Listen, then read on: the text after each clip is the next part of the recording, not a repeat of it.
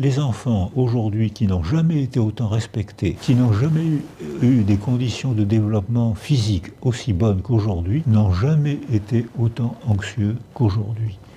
Depuis le virus, la pandémie, le confinement, les chiffres sont stupéfiants. À Mons, en Belgique, on a évalué que 39% des adolescents étaient anxieux, au point d'en souffrir. Ils ont des conditions de confort que nous, on n'avait pas, ils sont anxieux, parce qu'ils ont perdu ce lien stable, sécurisant, qu'on appelle l'attachement. Les femmes, en Occident, font plus de burn-out que les femmes africaines. Les femmes occidentales sont plus riches, font des études, apprennent un métier, ce qui est difficilement le cas pour les femmes africaines, mais les femmes occidentales, surtout quand elles mettent au monde un enfant, elles sont seules, sans attachement, donc elles perdent le tranquillisant naturel qui est la relation affective et elles font une dépression d'épuisement. Depuis qu'après nos travaux, on a réussi à obtenir l'allongement du congé paternité, les dépressions périnatales des jeunes mères ont diminué de 50% en un an.